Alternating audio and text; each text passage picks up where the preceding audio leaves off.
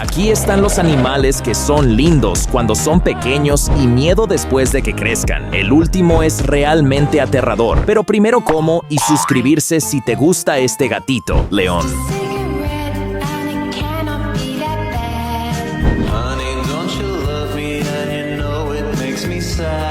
El oso.